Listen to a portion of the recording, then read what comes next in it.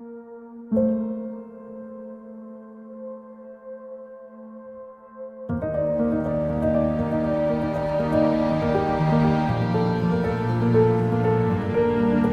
mis hermanos, que Dios les bendiga a todos de una manera muy especial. Les saluda una vez más el pastor Fulvio Javier, dándole la más cordial bienvenida a cada uno de ustedes que están conectados con Tabernáculo El Jordán. Agradecemos a Dios por contar con la fina atención de cada uno de ustedes, pero también tenemos una alegría que nos embarga mucho mayor, y es el hecho de que como congregación vamos a tener la oportunidad de tener nuestros cultos presenciales. Esto no significa que ya no vamos a seguir transmitiendo a través de esta red social, sino que por el contrario queremos anunciarles que vamos a continuar y que siempre esperamos contar con la fina atención de cada uno de ustedes. En este momento vamos a pasar a la reflexión del día de hoy, y para eso vamos a poner este tiempo en las manos del Señor, creyendo con todo nuestro corazón que Dios tiene una palabra específica para cada uno de nosotros.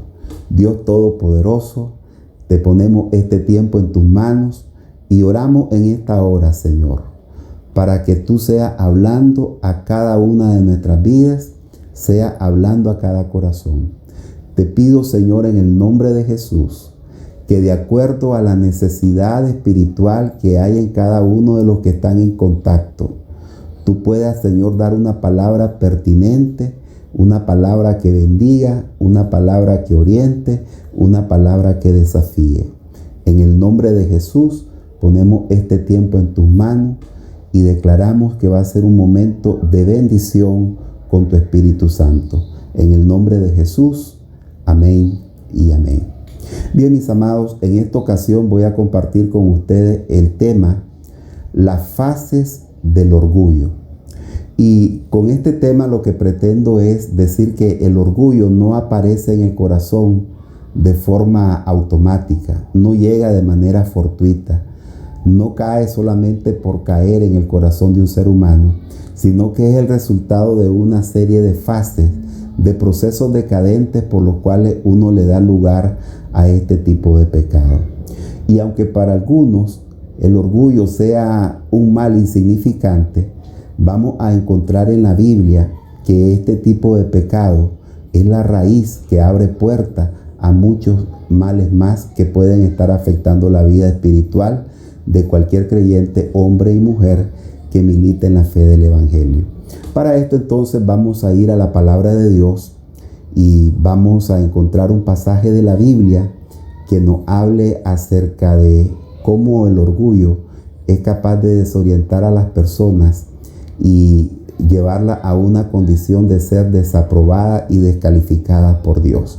Vamos a estar leyendo entonces en el libro del profeta Isaías, en el capítulo 65, vamos a tener la oportunidad de leer los primeros versículos. Dice así la palabra del Señor. Fui buscado por los que no preguntaban por mí. Fui hallado por los que no me buscaban. Dije a gente que no invocaba mi nombre, heme aquí, heme aquí. Extendí mis manos todo el día a pueblo rebelde, el cual anda por camino no bueno en pos de sus pensamientos. Pueblo que en mi rostro me provocan de continuo a ira, sacrificando en huertos y quemando incienso sobre ladrillos, que se quedan en los sepulcros y en lugares escondidos pasan la noche, que comen carne de cerdo y en sus ollas hay caldo de cosas inmundas, que dicen, estate en tu lugar, no te acerques a mí, porque soy más santo que tú. Estos son humo en mi furor, fuego que arde todo el día. Bien, mis hermanos, aquí tenemos esta declaración de la palabra de Dios, en donde el profeta Isaías nos presenta un contraste entre las personas, el pueblo que no anda buscando de Dios, pero que he encontrado, es hallado por el Señor. Los que no le buscan, pero que invocan el nombre de Dios y que Él dice, heme aquí, heme aquí. Tenemos el contraste entonces de gente que no pertenece al pueblo de Dios y de gente que sí pertenece al pueblo de Dios. En el caso particular de los que no pertenecen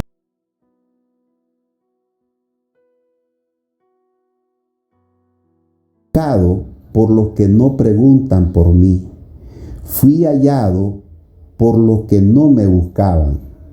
Dije a gente que no invoca mi nombre, heme aquí, heme aquí. Tenemos entonces en este sentido a este pueblo que no pertenece al pueblo de Dios y que sin embargo tiene la oportunidad de tener acceso a Dios y que Dios puede decir, heme aquí, heme aquí. Pero contrario a ese pueblo que no era el pueblo de Judá, tenemos ahora a la gente que pertenecía al pueblo de Dios. ¿Y cómo califica Dios a este pueblo? Dice que es un pueblo rebelde. Dice que este pueblo no anda en camino bueno y que ellos se dejan llevar por sus pensamientos. Entonces, quiero una vez más retomar la idea.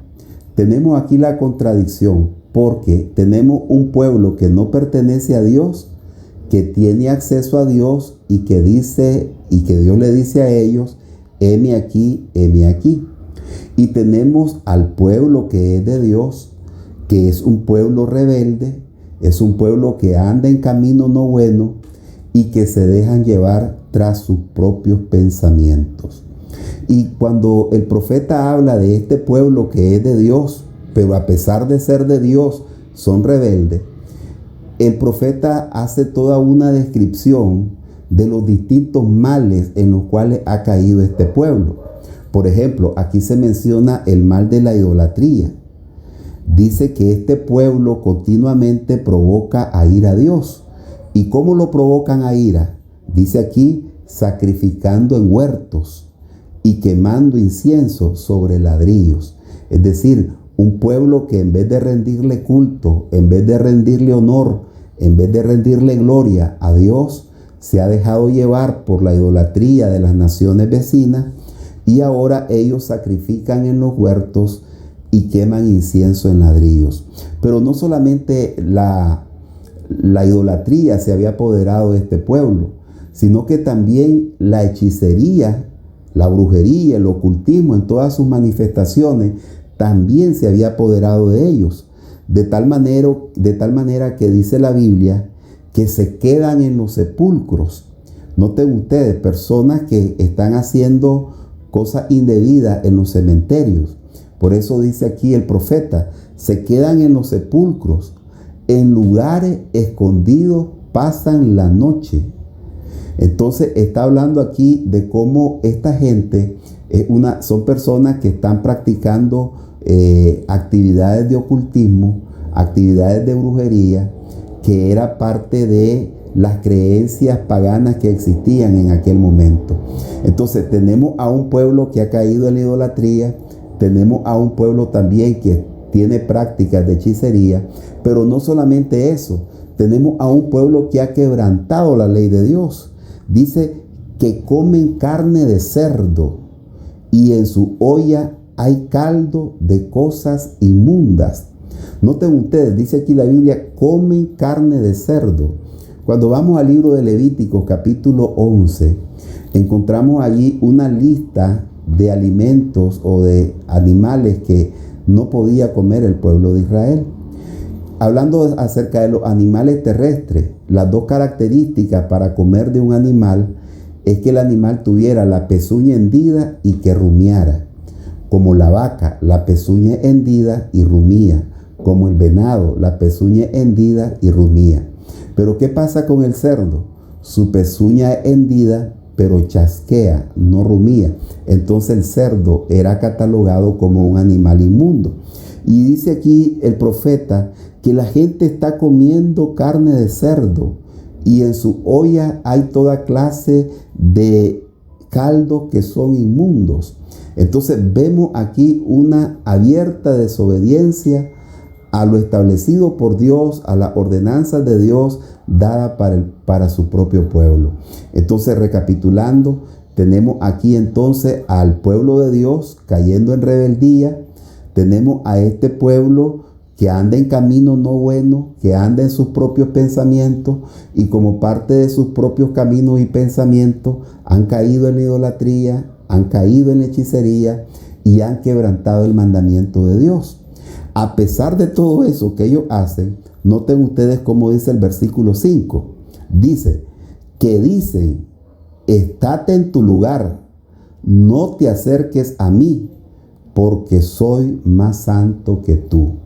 Noten ustedes cómo esta gente, a pesar de que sus acciones eran contaminadas, a pesar de que sus caminos no eran buenos, ellos todavía sentían un ego, todavía sentían un orgullo por el hecho de pertenecer al pueblo de Dios, y ese orgullo los hacía sentirse superior a las demás naciones, a los demás pueblos, de tal manera que ellos le decían a personas extranjeras, apartate, no te acerques.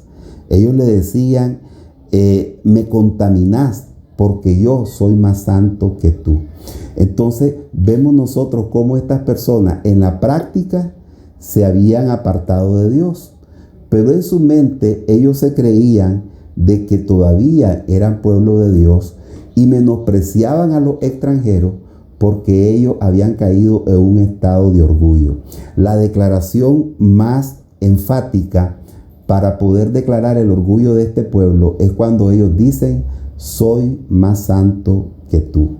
Aquí tenemos entonces, mis amados, a un pueblo que desobedece, a un pueblo que anda en sus propios caminos, a un pueblo que anda tras sus propios pensamientos, pero a pesar de estar en abierta desobediencia contra Dios, todavía ellos se consideran ser un pueblo privilegiado, todavía ellos se consideran ser un pueblo especial y todavía ellos creen que son mejores que los demás. ¿Por qué? Porque ellos están atrapados por el orgullo. Hermanos míos, el orgullo es la base de todo tipo de pecado. La persona que cae en el pecado del orgullo puede cometer cualquier tipo de maldad, brujería, perfeccionismo, rebeldía, desobediencia, independencia, mentira, idolatría y cualquier tipo de mal que nosotros aquí mencionemos. Nunca el orgullo ha traído algo bueno en las personas que lo practican. La Biblia está llena de ejemplos de personas que por causa del orgullo terminaron mal. La primera manifestación del orgullo no se dio aquí en la tierra, se dio en el cielo, en un tiempo indeterminado de la eternidad, en un ser angelical llamado Luzbel. Luzbel se llenó de vanidad, se llenó de mucho orgullo en su corazón y él quiso ser semejante al Altísimo. Y esa posición de orgullo, de querer ser como Dios, al final lo llevó a perder su dignidad, lo llevó a perder sus privilegios en el cielo y lo llevó a corromper su carácter. El orgullo le trajo la ruina. ¿Qué podemos decir de aquel hombre llamado Ahitofel, consejero de David? Este hombre, cuando no le tomaron su consejo, entonces se llenó de rabia porque él estaba acostumbrado a que todo mundo lo escuchara. Él estaba acostumbrado a que todo mundo siguiera sus palabras, porque Ahitofel era una enciclopedia de la palabra de Dios. La Biblia dice que escuchar el consejo de Ahitofel era casi como escuchar a Dios. Pero cuando Absalón no siguió el consejo de Ahitofel, entonces este decidió mejor irse a ahorcar, porque no soportó el hecho de que su consejo no fuera considerado. ¿Qué decir, hermanos, del varón llamado Naamán? Tenemos nosotros el ejemplo de Naamán. Este varón casi por nada pierde su milagro de ser limpio de la lepra, de recibir la bendición de Dios. Por poco pierde su milagro cuando él dijo, en mi país hay mejores ríos. ¿Acaso si yo no me lavo en esos ríos, yo no voy a ser sano? Hermano mío, eso lo llevó a él a un estado de arrogancia, un estado de altivez, pensando que eran las aguas las que lo iban a curar de su lepra y no el hecho de obedecer a la voz del profeta. No fue sino hasta que Naamán se humilló que él pudo recibir su milagro. ¿Y qué decir del rey Ezequías, mis amados? Cuando una comitiva de babilonios llegó a Judá y entonces Ezequías los quiso impresionar y dice la Biblia que le comenzó a enseñar toda su riqueza, le comenzó a enseñar todos sus tesoros y le comenzó a enseñar todo el esplendor de la nación de Judá. ¿En qué terminó eso? Eso terminó en que él alimentó la codicia de los babilonios para que después los babilonios vinieran e invadieran el país de Judá. El rey Usías es otro ejemplo. Usías, cuando ya Dios lo había prosperado y era poderoso, entonces él quiso presentar el incienso, función que solamente le corresponde a los sacerdotes. Y cuando él extendió su mano, dice la Biblia que se le volvió leprosa. Este rey, mis amados, que era un rey bendecido por Dios, murió leproso, alejado de su reino, por causa de la altivez, por causa del orgullo. También podemos decir lo mismo de Nabucodonosor. Nabucodonosor creó un gran imperio, el imperio babilónico. Y al final él pensó que ese éxito que tuvo se debió a sus propias capacidades. Se debió a que él era una persona muy capaz y muy sobresaliente. ¿Y cómo terminó él, hermano? Terminó en ruina, terminó en destrucción.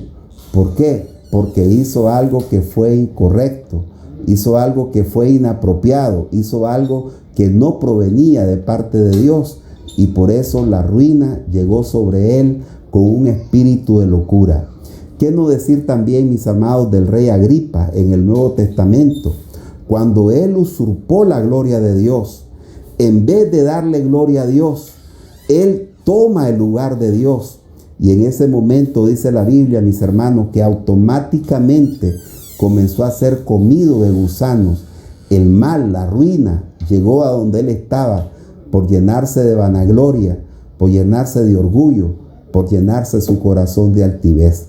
Cada una de estas personas que yo he mencionado aquí son un reflejo de cómo el orgullo llega a dañar la vida de una persona que le da lugar a ese mal. Y cómo es necesario poder ser libre del pecado del orgullo para no caer en una situación de fracaso, para no llegar a la frustración, para no llegar a una condición en donde el mal llega a la vida de las personas y las arruina, mis amados. Jesús vino a este mundo para quebrantar el pecado del orgullo y lo hizo de dos formas. Número uno, lo hizo enseñando. Jesús dijo, bienaventurados los pobres de espíritu. Lo hizo enseñando. Jesús dijo también que el que se humilla será enaltecido, pero el que se enaltece será humillado. Pero no solamente Jesús enseñó, sino que también Jesús lo practicó. Enseñando y mostrando fueron las formas en las cuales Jesús quebrantó el orgullo, porque Jesús es la máxima expresión de la humildad, porque no estimó el ser igual a Dios como cosa a que aferrarse, sino que se despojó a sí mismo, tomando condición de hombre, y estando en condición de hombre, llegó a una posición de siervo, es decir, de lo más bajo dentro de la condición de un hombre, de un humano. Jesús lo hizo para mostrarnos a cada uno de nosotros, para enseñarnos cómo cada uno de nosotros debe de aprender a humillarse delante de la presencia de Dios. Pero mis hermanos, particularmente en esta ocasión yo quiero hablarles acerca de la fase del orgullo. Porque como les decía, el orgullo no llega al corazón de una persona de manera fortuita. El orgullo no cae del cielo como cae la lluvia. El orgullo primeramente hay que incubarlo en el corazón para que después se desarrolle y al final dé un fruto. Así de que yo quisiera mostrarles a la luz de la palabra de Dios cuáles son las fases del pecado del orgullo, con el propósito de que nosotros lo podamos cortar, que no le demos lugar, ni permitamos que este mal se apodere de nuestro corazón. Quiero mostrarles entonces que el orgullo está compuesto de 4 fases. Este pecado se llega a anidar en el corazón y comienza a dar fruto si nosotros le damos lugar a estas 4 fases. Las fases del orgullo entonces. Número 1, la primera fase. La primera fase se llama motivación. Motivación tiene que ver con qué me motiva, qué me impulsa a ser una persona orgullosa. Y allí vamos a encontrar que en la motivación existe toda una variedad de factores que pueden llevar a una persona a ser orgullosa. Por ejemplo, algunos sienten orgullo por su condición social. Otros sienten orgullo por el apellido que tienen. Otros sienten orgullo por las habilidades que han aprendido a desarrollar. Otros sienten orgullo por la inteligencia que lo ha hecho ser admirados. Otros sienten orgullo por el hecho de el país donde viven, por la raza que tienen. Eso lo hace ser orgulloso. Pero debemos de saber también que el orgullo es intrínseco en el ser humano. Y eso quiere decir que probablemente externamente no exista una razón para que una persona sea orgullosa. Podemos decir, ¿por qué puede ser orgulloso ese? No tiene dinero, no tiene prestigio, no tiene un buen nombre, no tiene un apellido sobresaliente, entonces no tiene motivos para ser orgulloso. Pero nos sorprendemos cuando nos damos cuenta cómo hay muchas personas que tienen un orgullo intrínseco. Es el mal del corazón, mis hermanos, porque hay gente que sin motivo razonable son orgullosos. Comen frijoles, pero erutan pollo, porque el mal está en el corazón.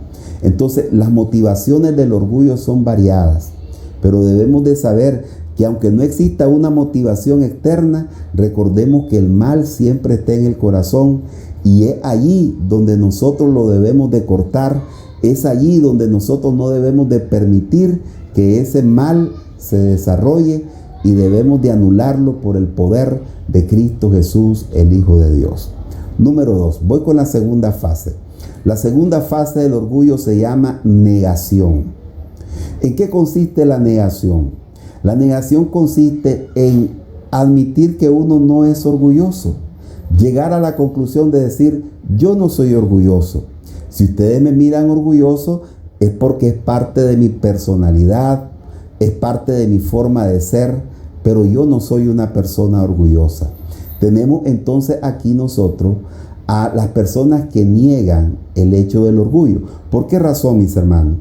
Porque es fácil percibir cuando nuestro prójimo es orgulloso, pero es muy difícil percibir cuando nosotros estamos actuando con mucho orgullo. De repente vemos a otro ser humano y decimos, se las da. Decimos, ¿y qué se cree ese o qué se cree esa? Es decir, nosotros identificamos fácilmente el orgullo en los demás, pero no admitimos muchas veces que también nosotros en nuestro corazón somos personas orgullosas. ¿Por qué, mis hermanos? Porque descubrir el mal del propio corazón se vuelve menos perceptible que identificar el mal en el corazón ajeno. Y muchas veces tenemos nosotros que el orgullo puede ser comparado con la enfermedad de la halitosis. La halitosis o el mal aliento. La persona que padece mal aliento, él no siente, pero los demás sienten la afectación de su mal aliento. Muchas veces estamos de esa misma manera, sin poder descubrir, sin poder identificar, sin podernos dar cuenta exactamente que sí somos personas orgullosas y por eso no se admite, no se reconoce, porque la persona no cree que tiene orgullo. Entonces la segunda fase se llama negación. La tercera fase del orgullo se llama manifestación. Y eso tiene que ver cuando sacamos a luz lo que se ha concebido en el corazón. Entonces comenzamos a sacar a luz ese orgullo que está en el corazón. ¿Y cómo se manifiesta el orgullo? Bueno, se manifiesta con altanería, se manifiesta con jactancia, con presunción, Se manifiesta con terquedad. Hay gente que son tan orgullosos, hermanos, que nada los mueve. Son tercos. Ellos siempre creen tener la razón. Son tan orgullosos que ellos dicen, si yo no estuviera en esta iglesia se caería. Yo soy el que aporto las mejores ideas. Yo soy la persona más sobresaliente de esta congregación. Hermanos míos, una terquedad tremenda. La manifestación del orgullo es a través de la vanidad. Me gusta cómo el significado de la palabra vanidad, porque el significado de la palabra vanidad es equivalente a humo. Hay gente muy vanidosa, es decir, están envueltas en humo. Están movidos por cosas que son superficiales, que no tienen solidez, son vanagloriosos. Pero la peor manifestación del orgullo es cuando una persona se rehúsa a perdonar. Cuando alguien ha sido ofendido y no es capaz de poder perdonar, demuestra una condición de orgullo altamente concentrado en su corazón. Ahí podemos notar entonces nosotros a una persona orgullosa cuando prefiere vivir su corazón en amargura, cuando prefiere que viva su corazón en una condición de estar como un volcán en erupción, en constante tirar fuego y azufre. Prefiere tener así su corazón antes de poder soltar una palabra de perdón. Permítame decirle que cuando usted perdona, usted no le está haciendo un favor a nadie. Cuando usted perdona, usted se está haciendo un favor a usted mismo. Usted le está poniendo a Dios su propio corazón para ser liberado. Entonces el orgullo se manifiesta también de diferentes formas y sin duda alguna que la forma más difícil o más dura de representar el orgullo es a través de la falta de perdón. Finalmente, la última fase del orgullo se llama finalización y tiene que ver con el fruto final del orgullo. ¿Cuál es el fruto final del orgullo? Perder la dignidad, como le ocurrió a Luzbel, perder la vida, como le tocó a Ahitofel, perderse la oportunidad de un milagro, como casi le ocurre a Naamán, permitir que las personas envidien lo que tenemos, como en el caso de Ezequías, terminar enfermo, como en el caso de Usías, tener locura, como le ocurrió a Nabucodonosor, o ser comidos por gusanos vivos, como le pasó al rey Agripa. Hermanos míos, la Biblia dice, antes de la caída es la altivez de espíritu. No hay nadie que haya finalizado bien habiéndole dado lugar al orgullo. Este es un mal terrible que acaba con las personas, que los descalifica delante de Dios y que hace que sus vidas terminen en total ruina. Por eso, mis amados, yo quiero invitarle a todo este auditorio a que renunciemos con la ayuda y con la gracia del Señor. Renunciemos a cualquier tipo de orgullo en nuestro corazón. No le demos lugar al orgullo en nuestras vidas. Cortémoslo de raíz. A veces no podemos tener un motivo externo, pero eso no significa que la naturaleza humana caída y que está orientada hacia lo malo haga que brote orgullo en nuestro corazón. Recordemos que las fases del orgullo son 4. Número 1, la motivación. Número 2, la negación. Número 3, la manifestación. Y número 4, la finalización. En el nombre del Señor Jesús, espero que a través de la palabra que hoy hemos recibido, el Señor nos bendiga a cada uno de nosotros de tal manera que estemos con toda la disposición de renunciar a este tipo de pecado por el poder y la gracia de Cristo Jesús, el Hijo de Dios. Que el Señor me les bendiga a cada uno de ustedes, que la gracia del Señor esté con todos. Y ya saben, si usted tiene conciencia de que el orgullo se ha apoderado de su corazón, échelo fuera en el nombre de Jesús. La sangre de Cristo nuestro Señor tiene poder. Que Dios les guarde, que la gracia del Señor esté con todos ustedes. Será hasta una próxima transmisión. Dios les bendiga.